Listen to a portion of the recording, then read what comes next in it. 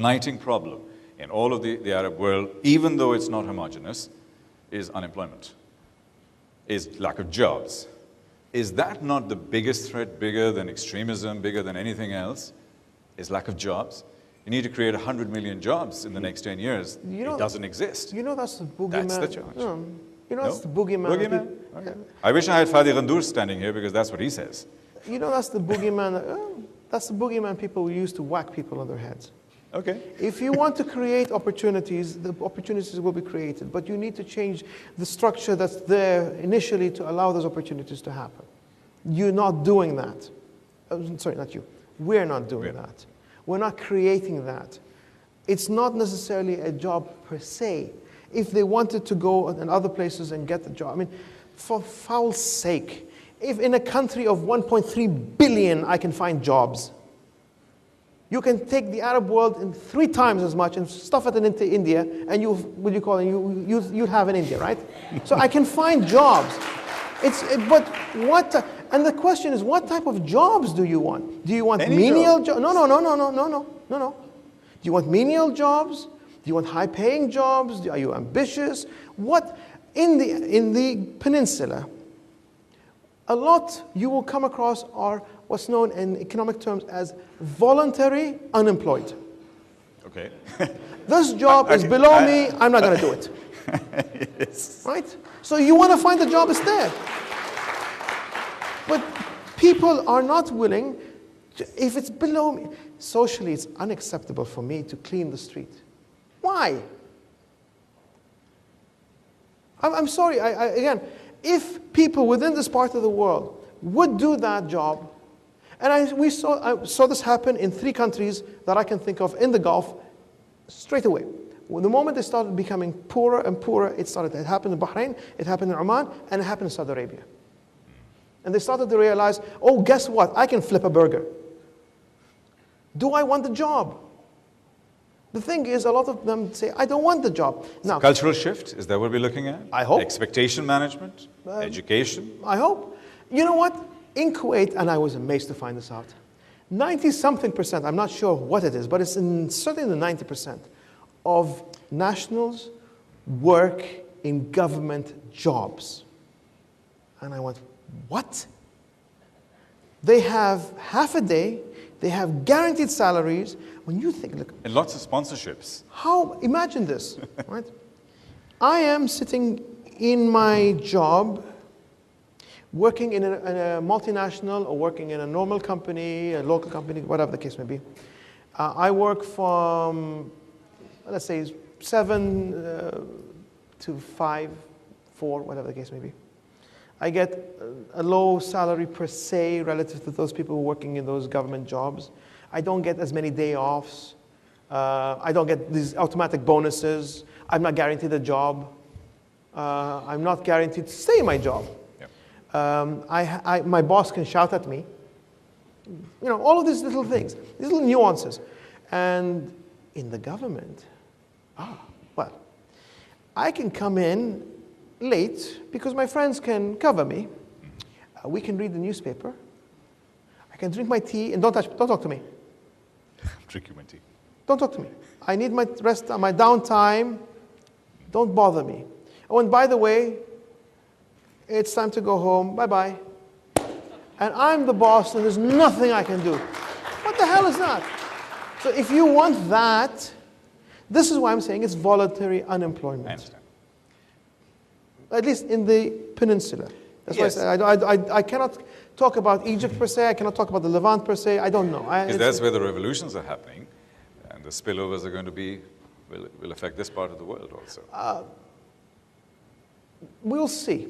And I say we will see because a lot of things we think today are actually happening are not necessarily happening. But it's a perception that we have for a time until another perception is brought into our attention. The case in point, in the financial world, you had this, I think everyone was talking about it for the last 3, from November, it was November, December, sorry, October, November, December, they were talking about the financial cliff in the States, in the financial world. That if the government doesn't change something, the economy is going to go into recession. I'm thinking, You created this stupid concept in the first place. You can remove it. It's not that hard. The question is, do you want to? And all they were doing is posturing, saying, no, no, I'm not wrong, he is. Well, if you're going to do that, then naturally things are going to go. In some parts of the Arab world where things can be resolved, can be fixed, they can. It's not out of lack of ability. Are they allowed to move? And by the way, I think the one country in the Arab world that is going to probably become the successful democratic country for all the necessary factors, with all the necessary factors, it doesn't show at this present time, but give it a couple of years, will be Tunis. And the reason I say it's because it's the only Arab country with no oil. And that helps. As you can see, Mishal has been very candid and frank about his opinions. Now we'll talk about Mishal as a human being, as a person, and then going forward. Yes. What are your worst fears, Mishal, as a person, not out there? What scares you? What worries you? Maybe when your daughter gets 12 years old, that's what worries you. I knew you were going to say something like that. I think the most frightening thing in my mind, on a personal level, would be anything happening to my family. Yeah. That's the first. But that's a very personal thing, and I think everyone here will share that about their own family. Yeah. But if I was looking at it from a macro, the most frightening thought to me is we will end up growing as a population bigger and bigger, and there will be more greedier people, there will be more nastier people, there will be bloodier wars, there will be, and I forget about the wars, it's even within the normal everyday life where people start treating others as we distance ourselves. In the past, when I walked, by the way, you notice this, if an office is stretched horizontally, people as they pass by each other talk to each other. You get into a lift, it could be 39 floors, 50 floors, and no one will talk to each other. We end up in small little cubicles and we don't talk to each other.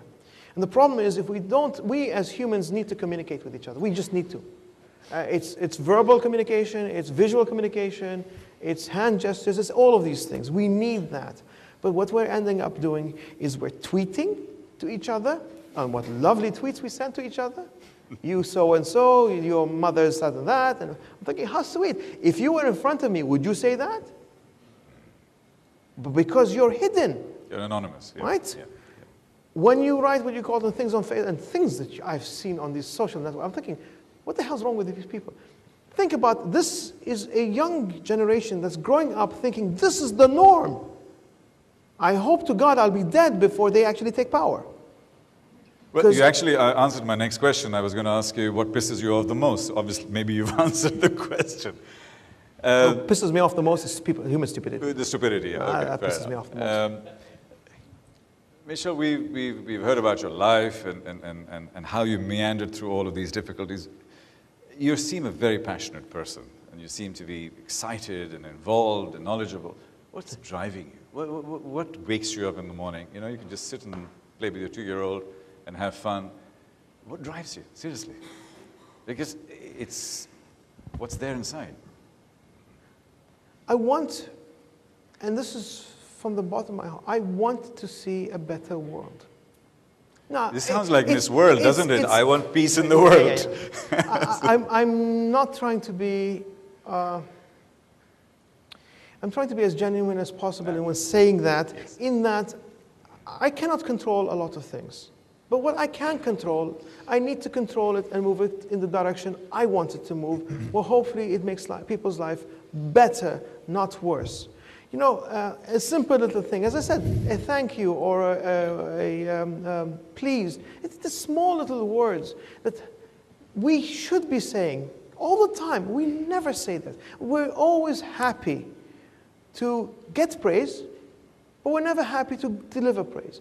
When someone cuts you off, or someone is rude to you, or someone doesn't fulfill what you want, or you're more than happy to write to the manager or talk to the manager. But how about the person who's actually done something nice for you? It's those small little things. So when you ask me what drives me, it's wanting to see that change. Because it affected a 7-year-old. And it changed me. Changed your life. I don't see that I'm that special. I see that everyone can have that moment of discovery, if you want, that paradigm shift in their heads. And I'd like to be able to facilitate, if possible, that thing. So when you ask me what causes me to do these things, it's because I want to see that. I mean, I think it's great that that's your humility coming through. Now, if you were writing a book, what would that be about? And what would you call it? What would be the title? Ooh, I think there will be several books. Because you do read a lot, so... One, How to Survive Your Family is one. Okay, that's one. The other one, all the things I have seen and wish I never saw. I can't tell you how many people I've come across who've lied, cheated, were despicable in every sense, and got away with it. And I'd like to ensure that those people do not get away with it. But the problem is, if you do that, you know what the result is going to be. It annoys me. You know what? The biggest driver in my life, and it goes back to the way I'm saying this, goes back to the first point. I want justice. This is important. This is incredibly important for me. I want justice. So when someone does something wrong, they get punished for it. And when someone does something right, they get rewarded for it. I want that. It's something that I think is paramount to us as humans, for us as a society, a community, as a being. We need to have that justice happen. So when you ask me what I want to write about, this is what I want to write about, because it hurts me inside to see when someone has worked so hard and has done everything under the sun, and with a stroke of luck, and that you really need luck sometimes in your business that you do, you're successful. I am ecstatic for that person. I really want that person to win. It's because they've worked so hard at it.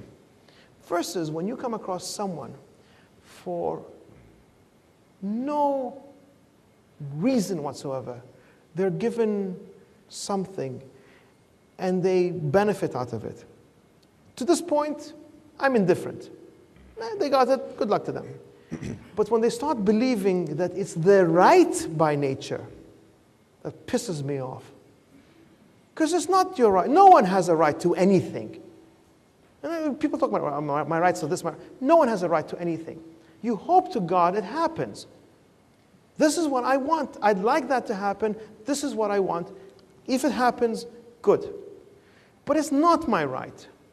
There are no such things as these concepts of right. I want that to be the case, but I want to ensure that those people who've worked for what they have are recognized, because it's just that they should be recognized.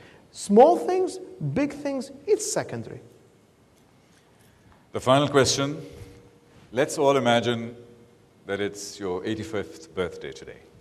All right. And we are all in a little capsule and we all come here together. Mishal, what would we be celebrating today about your life, the next 30, 40, 50 years of your life? What have you achieved? What have you done, not done? What would you like to be remembered by? Yes. I can tell you certain members of my family would be very disappointed if I lasted that long. On the other hand, the one thing I would like people to remember more than anything else was I was a good father and a good husband. And that's it. I don't really care about anything else. And world peace.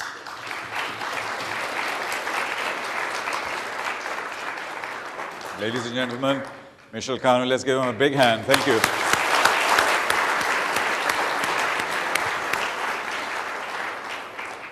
These stools are quite useful. Yeah, especially as you grow older, it really helps the back. Mishal, thank you. As a member of the Impolite Society that came here 45 years ago, I remember an incident where a professor at Lane University was teaching and the students didn't like it and they revolted against him, and Sheikh Zayed in those days said, I don't necessarily agree with what he said, but I agree with his right to say it. And I think we've gone backwards because quite recently, as you know, the American university had to cancel an event because a guest speaker was not allowed in because... I'm not aware of that. Could you, sorry? Recently, an American university event was cancelled because the guest speaker was not allowed in to the country. Sorry? He was, I understand he was a European doctor who was talking about, had a record of talking badly about the government of Bahrain, and they wouldn't let him in. And my question is, it's censorship, we've come backwards. Any thoughts? One of the things that really rubs me the wrong way is censorship. I think this is the worst, one of the worst things that a person can do. And the worst is when you do self-censorship, because we've already trained ourselves not to talk about things. I honestly believe you should allow people to say what they want to. No. Say what they want to say with the clear understanding that you will pay for what you say, right? If you're going to insult me, do not expect me to smile in your face. Expect my fist to come towards your jaw. But then you still have that right to say it. And I think you should be allowed to say it, even if it bothers me. But the question is the problem with me or with you? And I'll leave that one hanging. Another question? I think there was a lady there. Yes, please. It's been a fascinating session so far. Thank you so much. My question was, I'm new to the region, and everything that I've seen here comes with adjectives. So everything's biggest, tallest, best, whatever. What is your personal yardstick to, separate the fact from fiction? Whether this is the biggest house, the smallest house, the largest picture. People want it for marketing, good for them. It's somebody else's problem. They want to do that, let them do it. But as far as I'm concerned, if I need those adjectives, I might have a slight little issue. I personally don't care. Assalamu alaikum, Sayyid Kanoo. It was an honor to hear you today. I have attended most of the session, but today was really great. Thank you. I'll just put in a nutshell what you have said, because I've been here from Sheikh Rashid's time. Allah yarhamah. I had the honor of serving him and feeding him and in the hotel, not in his house. Okay. So, first of all, in the nutshell, I tell you, it was a British rule. These were crucial states at that time. And in one of the companies, a British general manager was approached by the Indian Pakistani guy. He said, look, this local guy is sleeping while on duty and we are supposed to work. He said, don't wake him up. The day they wake up, we will be out of a job. So that puts in a nutshell what...